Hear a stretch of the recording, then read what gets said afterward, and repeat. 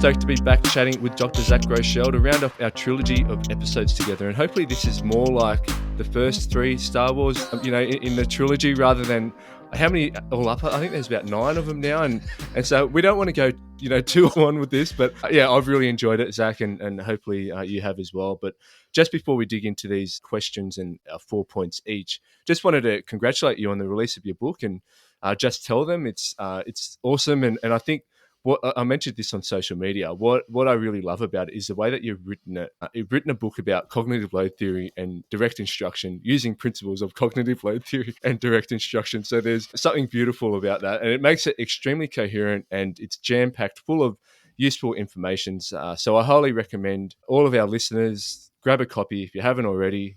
We've got our Christmas shirts on right now, so it would be great to give someone who is an edu nerd like ourselves, and it would be great to give them for Christmas. So if you haven't already done so, make sure you grab a copy. But let's get stuck into it.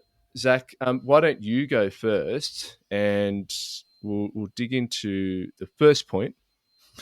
Perfect. And thanks for plugging the book. I do appreciate it. When you write one of those things, it's like, goodness, is anyone going to read it? And it's taken off a bit, and it's kind of sold out in a lot of parts of the world. So I do appreciate that.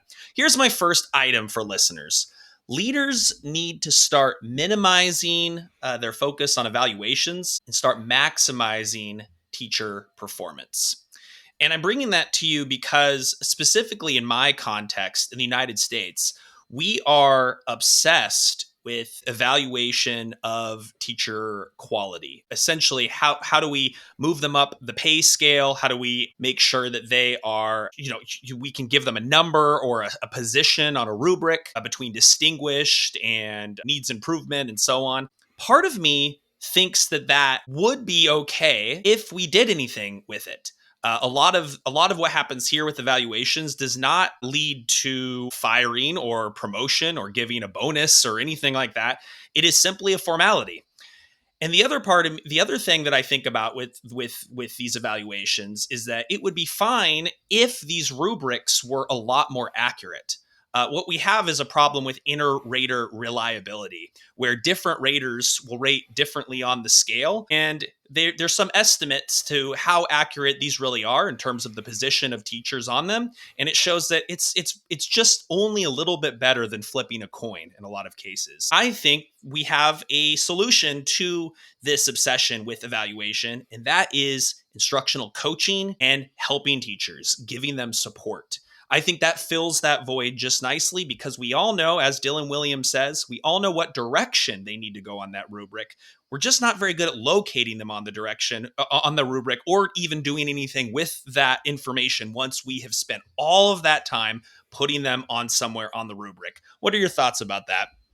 Yeah, it's interesting. And I think here in Australia, we've probably had a lot of strength in the teachers' union. And so we haven't had as much input from things like evaluations where, looking over at Ofsted over in the UK and what you're talking about now, where you've got that, kind of external evaluation on the teacher. We haven't really had a lot of that sort of pressure. However, we do definitely have similar issues when it comes to what we call our teaching standards and just the lack of connection to what, firstly, teachers are actually doing, what is, really important. And it kind of doesn't really go beyond a sort of box ticking exercise that might be done when it comes to observations. But look, I like how you kind of referred it back to, formative assessment when we're in the classroom, because, essentially that's what would be quite beneficial when it comes to like what is the actual purpose of this. If the purpose is we're trying to create more effective teachers, then like you said, often those sorts of evaluations don't really lead to that because there's no actual kind of process in place for having some sort of agreed upon goal beforehand, and then a shared understanding of what it is that the observer is actually looking for. Because it comes back to, if you've got someone observing you, but they haven't got the same sort of mental models as to how they believe teaching and learning should be happening, then all of a sudden they're evaluating you on a totally different kind of set of rules in a way. So look, I think it's a really important point. What I think it might be hard to completely take away. So if we're going to keep them there, how can we actually make these more effective and useful? Well, the main thing is that the observation aspect of an evaluation is important, right? Getting into classrooms, having an open door culture, having teachers understand that, like, this, you're part of a team, this is bigger than your classroom. Don't shut the door and just teach, right? Everybody's invited, parents included, community members. The observation aspect is probably the one thing that evaluations have going for them. The part that many evaluations do not include is any sort of feedback or any sort of discussion or follow up after the evaluation is over to see if the teacher is adopting the advice or is trying out new things as a result of this evaluation conversation. I think it's important maybe to separate instructional coaching from evaluations, because it's kind of hard to trust that person. It's kind of hard to really be vulnerable in front of someone who's going to influence your permanent record, so to speak. But if the evaluation conversation is a key part of the school culture, or it is something that cannot be extracted from the process, then to turn it into coaching opportunities where give feedback, follow up with some more support. The problem is here, oh my goodness, the problem is here is that the evaluations take up so much of the principal's time that they hardly have enough time to do that. And so that's what they'll say. I'm meant to be an instructional leader, and these convoluted evaluation rubrics take up all of my time. So I can't be the behavior support person. I cannot be the instructional leader. I just am filling out these forms like a ghost in the corner of the classrooms. It's just too bad. And I hope maybe we start to see what we're seeing in the UK, which is a shift away from evaluating and towards coaching and helping. Yeah, great point. All right, look, why don't we move on to my first one? My first one is leaders need to have their fingers on the pulse. And it probably links on well to what you're talking about there, where, the leader often really has these good intentions, and they want to be knowing what's happening across their school. I think it's important that, like, I'm not sure about you, Zach, but for me, I just want to front load this conversation with the fact that I take my hat off to every school leader, system leader out there. It used to be something that I did want to move into, like a school leadership position, like a principal. And the closer I've worked with these people and the more people I've worked with, the further away from that I have wanted to be, because I just see how time consuming it is, how many directions you get pulled in, and your headspace is not able to think about like this fun stuff that we're talking about. So I just want to front load this conversation by saying I completely get that it's a really complex job, and it's really easy from me sitting on the sideline here making these comments, but I know that it's definitely not that simple. So yeah, just wanted to kind of say that at the top of this conversation. All right, so yeah, leaders need to have their finger on the pulse, and this comes back to, I often refer to Vivian Robinson's quote from Reduce Change to Increase Improvement. She speaks about how do not design the future until you deeply understand the present, and essentially that's what my point is here, is that often in schools, we're continually looking at like where to next. All right, we've just finished some sort of school improvement plan. We're at the end of that cycle. We've done this well, we've done that well, we haven't done this so well, but we're constantly looking at where to next. And often we can make these really big decisions around like this is where like the direction we want to be heading in the next 5 years, without truly knowing what's actually happening in the classrooms. And what I mean by that, it's beyond just the every now and then dropping into a classroom, and or you might even have like these pre-prepared visits where you've told teachers beforehand, yeah, I'm going to come in at 9 o'clock on this day. This is what I want to see. Like you're not really going to get an authentic understanding as to what's actually happening, because the teacher, especially if you haven't really got that culture set up, where there's that psychological safety, the teacher's often going to just try to present to that school leader what they feel the school leader wants to see. And so you're not getting a real, proper understanding of what is actually happening in those classrooms. And so if you don't know, then how are you meant to know where the problems are? And if you don't know where the problems are, then you're creating these solutions to maybe things that don't need a solution for, or maybe you haven't prioritized the right solution at the time, because essentially like we could be improving in every area in this school.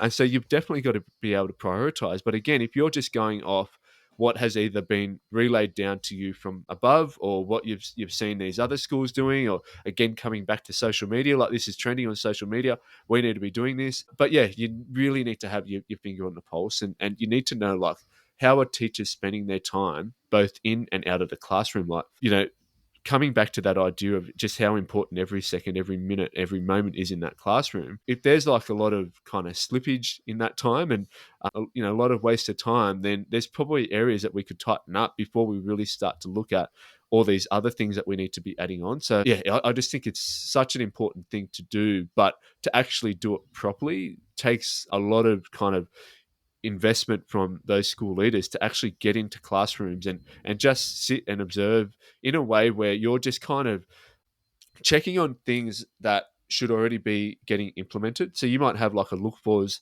list, and you're just kind of seeing, or are they teachers across the school consistently doing these things that we've been working on? If not, that's probably where we need to start, is actually just tighten those things up, which we're saying on the surface level, we're doing this, but maybe you're not doing it. It might have been something which you first implemented 3 years ago, and you're just assuming like this is now just running smoothly. But in actual fact, you've had a huge staff turnover. And those things, there's been a lot of messages that have been dropped over those years. So really, really important just to tighten all those things up. And again, just coming back to like knowing how teachers are using their time, but what areas they're finding really complex and challenging to do. So coming back to the idea of like, are teachers having to develop heaps of resources? If so, do they have the actual knowledge and skill set to do that? If they don't, then that's probably an area that you need to be providing some professional development, is actually knowing what skill set they need to have, and then creating the professional development to support that direction, so that you can go beyond like instructional models. I find like instructional models and the simplifying things can be great, but at some stage we've got to decide like we actually need to get to that granular level of detail now and move beyond just the simple way of looking at it. What are your thoughts on that aspect? Yeah, well, it makes me think of that sort of saying that goes around in leadership circles where it's like you need to begin by, a period of listening, right? We need to do some more listening sessions before we start launching initiatives. I don't know like what the sweet spot would be for that, but I sort of agree in general on that general premise. Like I remember a leader who came into a school and was like, I can't believe nobody's doing small group instruction. We need tier 2 small group instruction to be happening in every class. I can't believe they're not doing it.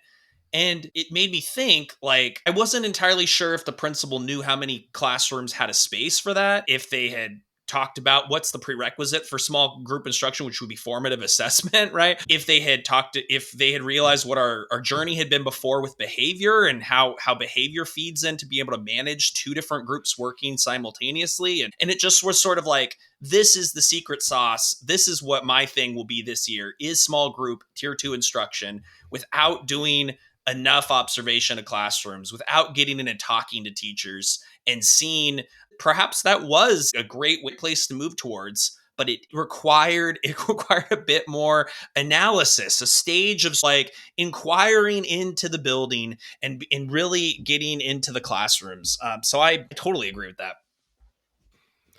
All right, let's jump into your second one. So leaders should view behavior as a system that involves everyone, including them. So behavior, I'm pretty obsessed with behavior. I think it's a precondition for learning to take place. I think it's part of leadership's role to lead behavior, but we often think about behavior as being up to the individual teacher to do well. And if they aren't doing well, this is a problem with them. It's a problem with that they're weak, or that they don't have a set of techniques that they should have, and basically let's try to contain the chaos while we have a weak teacher or something. And I think that that is totally unfair to teachers. I think there's a lot of schools that I've worked in that behavior needed to be regulated and managed more as a system. And what I mean is things like, how do we enter into the classrooms in a safe and predictable way? How do we start lessons with like a do now, for example? How are the materials organized in every classroom? And when we have this kind of alignment, when there's alignment between routines and norms and rules, and when every teacher is doing this, and you have 7 periods as a student in middle school or high school, you're going to essentially be taught explicitly how to do the school system by 7 teachers. And 4 of those will probably be excellent classroom managers. And the other 3 might not be as strong. But in doing so, and together, all of us being aligned with each other, we can create sort of a warm embrace of every student in the school, and they can start to learn the rules much quicker. And they understand they can't pick this, this teacher I can pick on, and this teacher I have to actually be serious about. The whole school has a wraparound behavior support. And the top of that pyramid is the leader, is the principal or the head of school who needs to maintain that system. I'm curious, as you've kind of gone to different schools and seen different ways, how you've seen schools approach behavior perhaps more this way. So yeah, the schools that I've seen do this really well, it's like clockwork. The students enter the same way. Like, the kickback on this is that teachers feel their autonomy is being taken away. They feel that we're starting to operate like some sort of military system, when in actual fact this is actually just allowing our students to conserve their headspace and mental energy, so that when they get in the classroom, all of that focus can be on paying attention to the teacher and what they're trying to explain to them.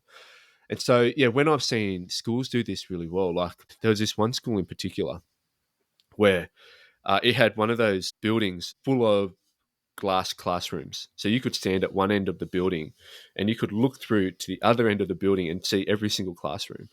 And that could be extremely distracting, and it's not ideal when we're talking about that ability to pay attention. From my perspective as an observer, it was amazing to see just the level of consistency in the expectations, the routines, what the teacher was actually delivering. I could see that across every grade at that school. And that just means that then not only are the teachers feeling supported in what they're doing, and there's that sense of kind of routineness to what everyone is actually implementing.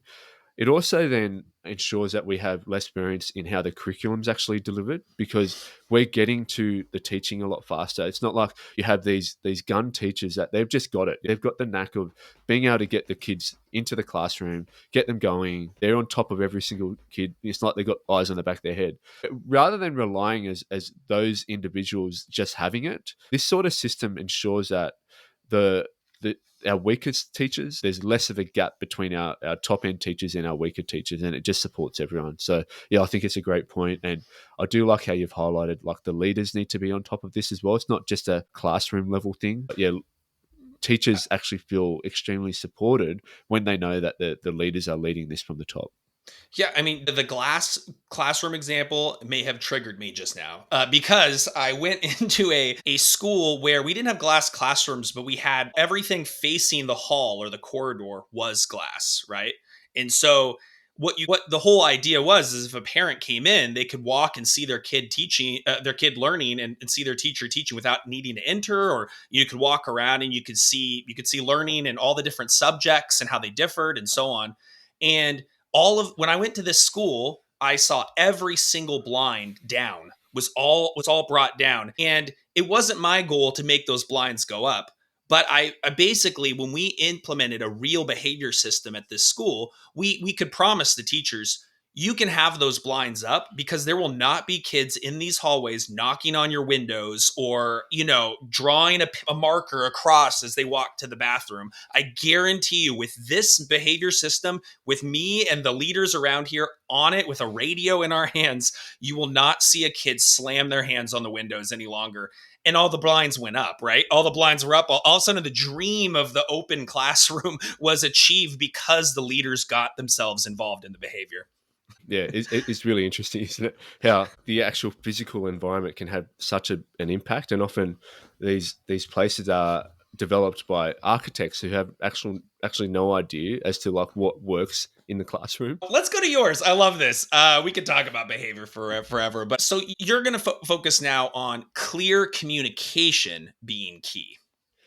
Yeah, and I mentioned it before, just around that need to create a shared understanding, and how often what I see in schools, when either progress is really slow, or there's just a really negative staff culture. Often it just comes back to the lack of clear communication. So whether that is around what the actual school vision is and what the school is about and what they're trying to focus on, because we might have some teachers who they're all about the teaching and learning. Then you've got others who are more about like the experiences and the extracurricular stuff. And straight away, if you haven't had any of those sorts of conversations around like this is what we stand for as a school, then you're going to have these competing interests that are not necessarily going to have people on the same page. The other area as well is that if we just kind of coming back to that idea of having instructional models, is that if we haven't actually spoken about like what the purpose of this is or how to actually do it with fidelity, and then you've got these observations happening, then all of a sudden you've got one person observing and they're looking for certain things, but then the other person who's being observed, the teacher, doesn't actually have the awareness of these are the things that I'm being observed on and judged on. And so, yeah, again, because you haven't had that clear kind of communication at the start around like this is what I expect, and having a bit of a conversation around that, the teacher might say, look, oh, this is how I've just made some adjustments and these are the reasons why, because I need to contextualize it. If that hasn't happened, then you're going to have this follow-up conversation and it's not going to go terribly well, because you haven't had the shared expectations at the start. The other area as well is just around like explicit roles and responsibilities. Again, if you're moving from school to school, you might be in the same role, but the roles and responsibilities can be extremely different from school to school. And so that again, that can make it really difficult if we haven't had really clear communication at the start. What I also find like fascinating is I'm not sure if you've looked at Daniel Kahneman's work at all around the fast and slow thinking. And one of the things I find really fascinating about that idea is how followers, they like leaders who are confident and fast decision makers. However, when it comes to complex decisions, we make better decisions when we slow down our thinking. And so how that's the paradox of that decision making process is as a leader, when do you choose to go fast and when do you choose to go slow? It requires a deep level of knowledge and a deep level of the complexities of different ideas. And this is also where having systems and processes can be really useful, because if you just say like, look, this is the protocol that we've got when it comes to changing decision ideas and processes that we've got here. We've just got to make sure that we follow this. These are the people that need to be involved. And it just kind of takes away that relying on individual teachers. And sometimes they might feel, oh, but you allowed that teacher to do it. Why can't I do it this way? Well, having that process in place just ensures that you're kind of getting past that. So, yeah. What are your thoughts on that? I just hear politics in schools being so wrapped up in this. I was at a school where for 2 years, I don't know if you remember, if you've heard of ERLA or the American Reading Program, but it was a balanced literacy whole language program. And basically the idea was that the teacher needed to give like 3 periods a week of silent reading. And during the silent reading, they had to go around and check in with this student, then that student, then this student, right? Pure balanced literacy, silent reading focused stuff, right? You think they've only got 5 hours of literacy, 3 of them are taken away by this silent reading scheme. About 2 years before they got rid of it, because they're exploring the science of reading, the teachers are asking, do we still have to do this? Like, I've noticed you stopped buying the books. I noticed you stopped doing the PD. And the leadership is just all looking at each other, side eyes going, yeah, keep doing it, sort of. You can kind of do it. Do it as best you think you can do it. And so all the teachers, half of them ditch the program. The other half of them feel like they will be held accountable to something if they ever get caught not doing it. So they keep doing it. And all because probably somewhere one said, we bought this stuff, we got to see it out for another 2 years, and then we'll buy a new thing and then we'll ditch it. So I don't know. There's got to be a little bit of courage maybe when it comes to this kind of thing. But I know that's tough.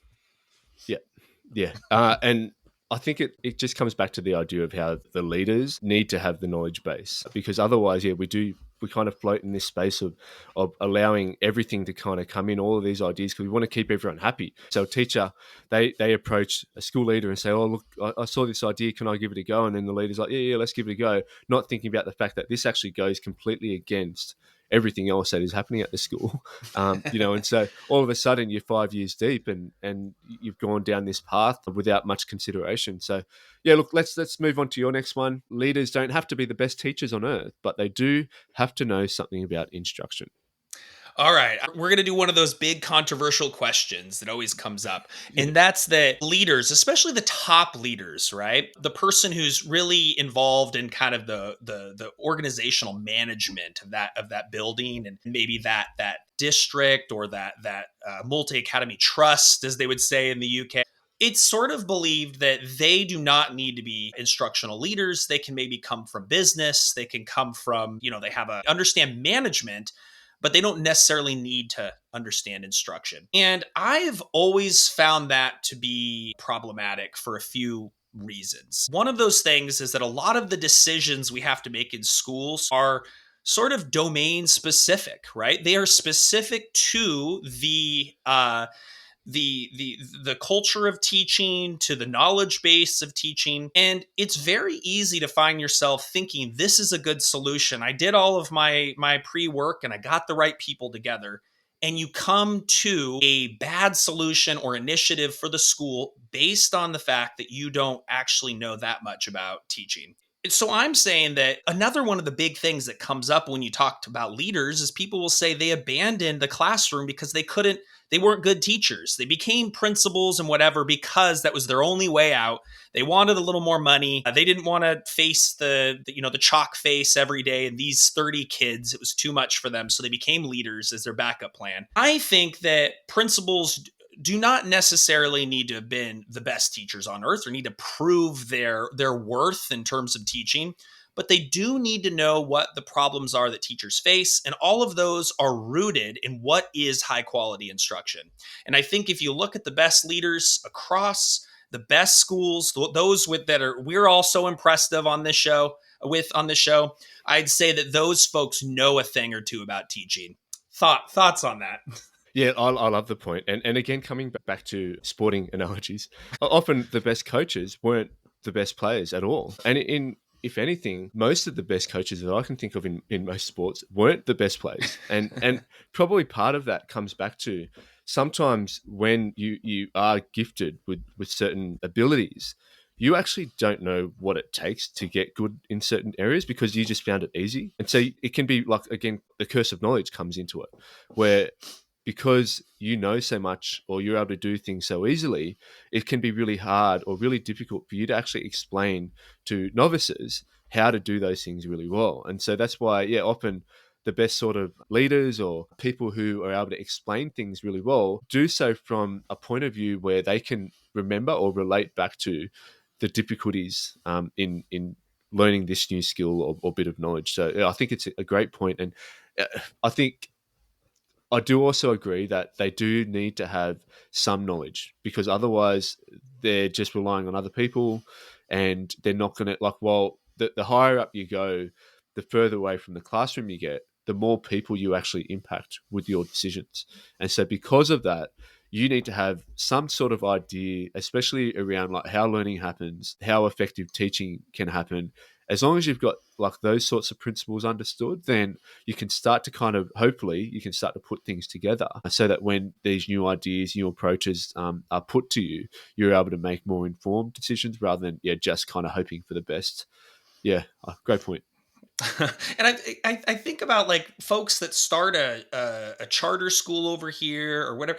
They might not even have been teachers. They taught their kids, right? But what they did was they did a bit of homework and they went, you know what? I fall on the side of an academic, knowledge-rich curriculum. I think this knowledge is important for kids, and I don't think it's a bunch of boring old facts. I want to instill these facts and I want them to remember it for a long time. How do we do that? And they kind of got into, maybe they read read a few books and started digging into the science of learning. Look how much more that person is informed of how a school should look than someone who maybe came from a teaching background, but never sussed this out, never organized their thoughts around what do I believe and what does a good school look like. So, but right, we can't go to the extreme, I think, and say that you basically you had 5 McDonald's, you could add an extra branch to your, it's going to be called PS 118. You have to know something, but you can come at it, I think, from different backgrounds and different perspectives.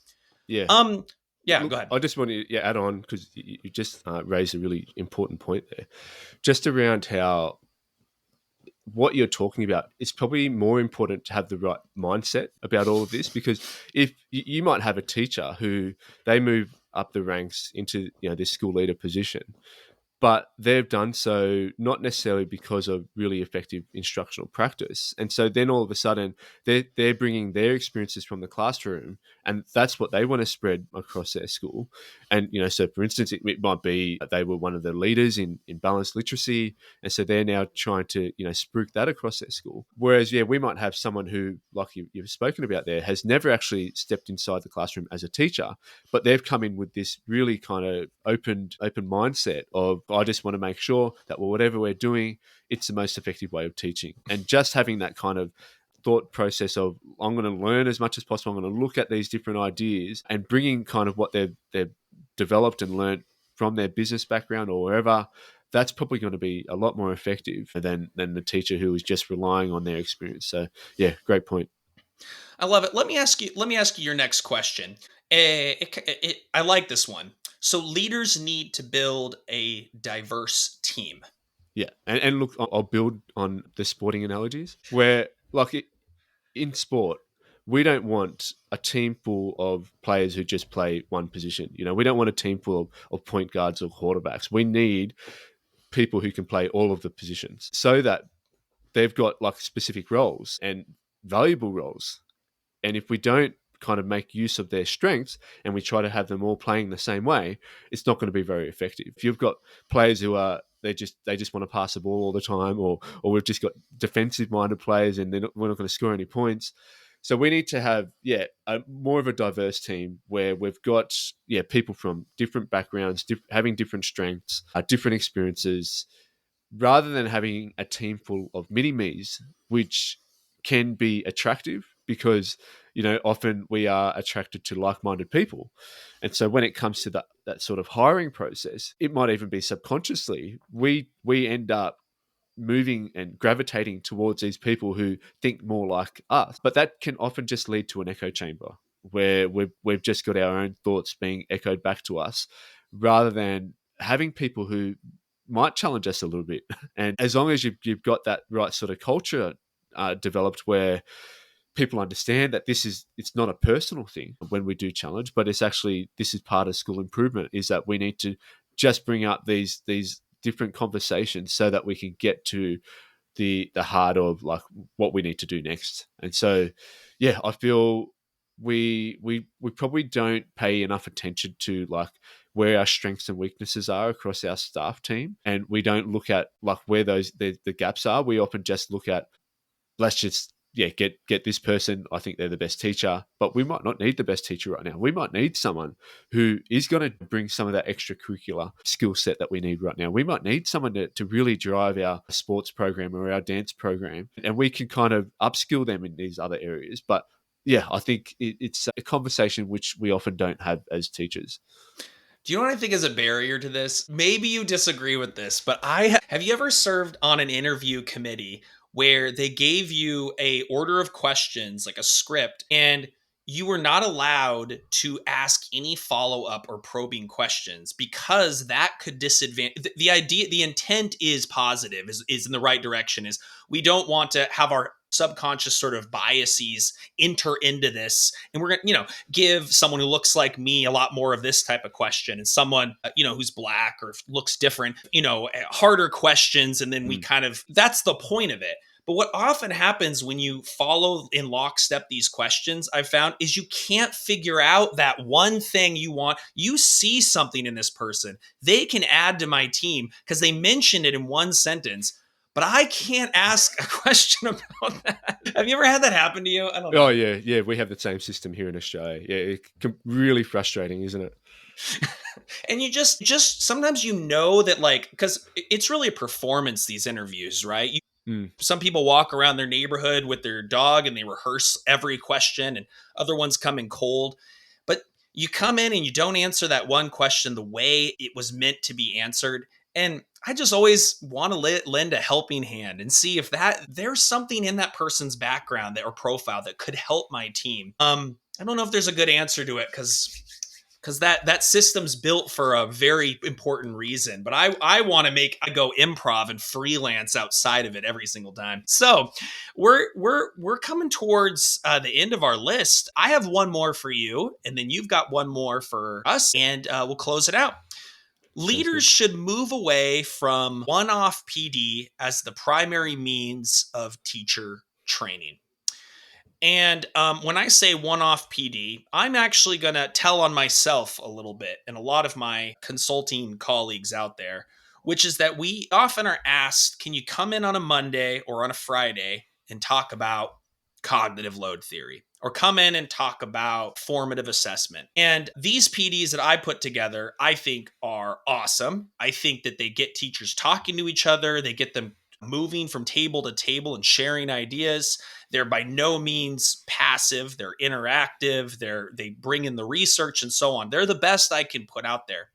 But when I leave that one day, that 3 or 4 hour morning with a nice lunch, I am always worried that nothing is going to come of this, that this was just meant to fill time. Some people like to listen to my podcast, so it was kind of cool to have someone who's in my ear every morning on the commute come to my school, and we're going to talk about a topic that I know is important, but I don't really know much about. And then teachers are supposed to go off and do something about it. I think that it's very unlikely without follow-up coaching, without follow-up book studies, without some sort of networking opportunities, that this PD will ever make any difference. And I think leaders need to steer away from one-off PD. They need to either spread out that PD over the whole course of the year, or they need to have coaching that follows up and embeds it. They need to have a book study afterwards that drives home the point and keep referring to it over and over and over again. Otherwise, sadly, it was a waste of time. Yeah, unfortunately, I couldn't agree more. And it just comes back to how learning happens, essentially, isn't it? Where in one full day, teachers, we understand the limits of working memory, are not going to be able to actually retain all of that information that we have unloaded on them in that one day. And so, yeah, it makes it extremely difficult, because as a school, like from a school's perspective, this is the system that has been created, where essentially, like, we only have like this ability to get someone like Zach Groshell in on one day, and like we can't afford to pay him to come in, five afternoons for 1 hour each time over 8 week period.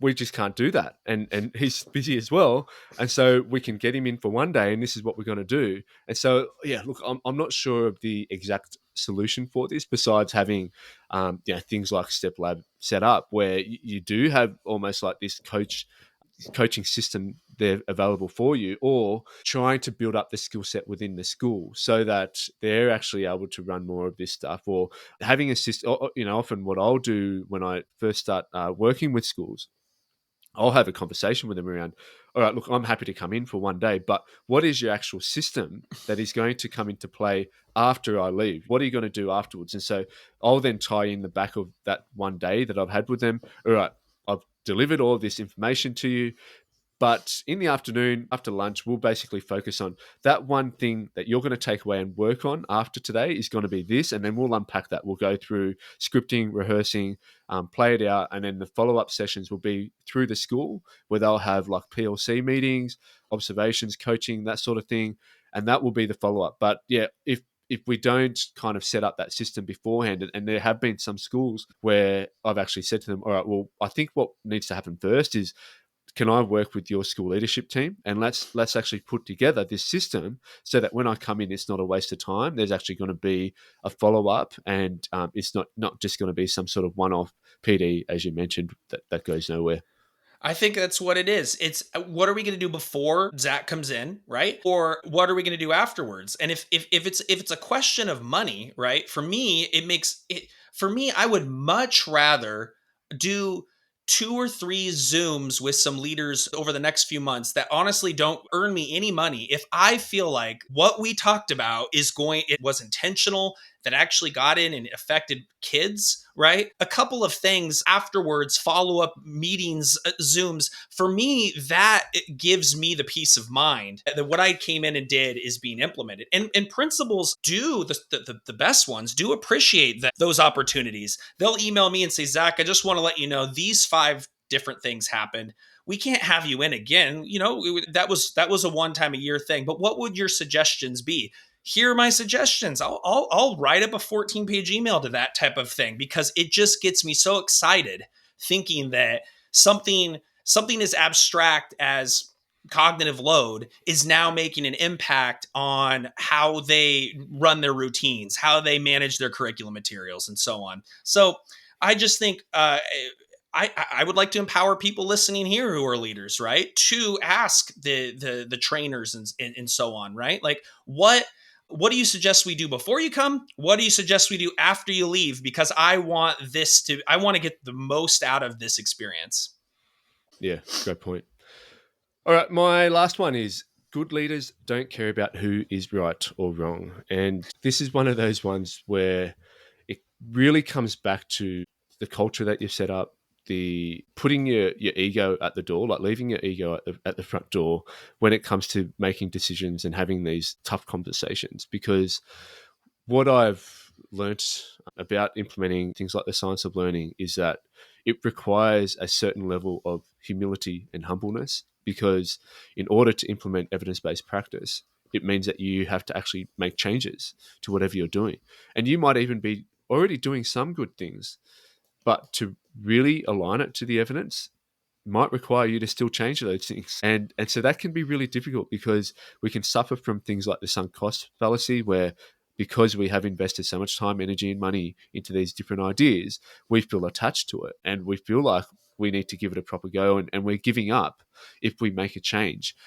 When in actual fact, the reason why we might be giving up is because it's actually not working or not as effective as it could be. And there's like one of the things with the evidence is that it's forever evolving. And so if you're going to be proper aligned, that means that you need to be evolving with the times as well. And that can be difficult to take, because you can see that there's some schools that they, like with academics, they might get a name for themselves because of something that they're doing. And then if they don't actually start to change and start to look at the new research and the new evidence and ways of making those improvements, then they're going to get left behind as well. So proving yourself doesn't really help when it comes to school improvement, and trying to show that you're smarter than other people or that you've got the best way of doing things doesn't help. But it can be hard because, yeah, like a lot of the times people move into leadership positions because they do have an ego. And so how do you change those people? That's a hard one. I'm not sure of the actual answer to that, because we know that in order for teachers to, or school leaders to, or anyone to actually go through that change process, they need to actually be considering change in the first place. And if they can't see that there's a problem, that they're not aware of that, then yeah, they're going to be even less reluctant to. So it's a tricky sort of scenario to walk people through, especially when they're not the one asking for help. I think it's a lot easier when you're in your position or my position, where we're actually being asked to come into schools as a consultant, and so these leaders are actually asking for our help. But often you're stuck at a school, and your school leader, your principal, might not be asking for help, and you might be fully aware that there are problems, but if they're not asking for help or they're not aware, that's where it can start to get difficult. Yeah, what are your thoughts, and how do you approach Well, this sort of challenge? I had one thought, and then you made me think of another thing, which is how much more people listen to me in this position than they listened to me when I was that like fourth grade teacher down the hall across the way from Mr. Newton's classroom, right? Yeah, Sometimes when you have that ego that's sort of, you're strong-willed, you use that as a benefit to get things done. And what a great, thank goodness for those people who just take care of business and they don't make perfect, the enemy of good. They decide, look, we're going with this. We're moving forward. I actually don't really care in this case if this is the perfect solution. We've got to, thank goodness for those people. But also, like, it goes back to you're talking about having the fingers on the pulse, but it means listening. And it means that it's a little bit sad when someone like me, a complete stranger, can come in and everybody's writing down notes and trying to get the most out of their time with me. And then that there are resources inside this school. And you start to hear whispers a little bit in some of the PD around what the real culture is. And you just sort of want to take a step back and go, I think you need to leverage the talent here. And I think you need to start listening to the folks who have been in the game for some time. They've seen the pendulum swing back and forth. They've seen leaders do this exact thing the wrong way. Maybe talk to them and let's get ahead of this. I absolutely agree with that. Yeah, and it's probably trickiest when you are stuck in that position behind a leader that does have an ego and does want to kind of push their own agenda. Yeah, and unfortunately, like often I'll say to teachers, you might just have to change schools. Like there's schools out there that want people with the sort of skill set, knowledge, and mindset that you've got. You're probably better off just working with someone like that actually values the skill set that you've got. And it's upside down a little bit because, right, teachers can walk with their feet, but they can't find that out until they spend 6 months with this person. And then they've got to choose to make a big move and they might not get a job. And right. Really, if we could sum up right now what we've talked about in this podcast and in previous ones, it's just how important really intentional and caring leadership is. And thinking about the culture that sort of permeates through everything, through the teaching and the curriculum and assessment. And if we can just get great leaders into schools and we can highlight their skills and get people to know them. I just had Stephen Kapp on my podcast with Nathaniel Swain, and just hearing him talk about schools, I just went, yeah, do people come to your school now? And he's like, yep, they found out. Now they're coming over here. Those are the best people to get to know, and you follow them and you work with them and you can make great changes. So, hey, I appreciated our trilogy. I hope this one wasn't Return of the Jedi. There weren't too many Ewoks, running around this one. What's next for you? Like, what it is Christmas time for us, which means for you, hot weather and white wine. For us, it means cold weather and mulled wine. What are your plans for the rest of the calendar year? Yeah, so most schools in Australia have probably a couple of weeks left of school. Some systems are starting to wrap up already. And yeah, then we've got our longer break. We've got a 6-week break before next year starts up with term 1. And so I think a lot of schools are probably starting to think about the sort of things that we've been discussing just around like next steps, planning for next year. And so hopefully it'll be quite timely by the time that this episode's released that, it will resonate with listeners. And what about you? Yeah, for us, it means closing it out, making sure that classrooms, can look all right and decent over the break. And we come back, just sort of trying to do a reset. Start up with all those routines the kids somehow forgot. Who knows why that Christmas break, they forget how to do our system. Let's do some reteaching. Let's realize these are kids, these are children who they need our support. Let's hit those routines even better we did at the beginning of the year, and let's kill it. So yeah. Sounds great, Zach. And likewise, I've really enjoyed these conversations and hope the book continues to sell out in all great and terrible bookstores out there. I'm sure it will. And hope you have a great Christmas and New Year. Thanks, Brendan. It was awesome. Take care, man.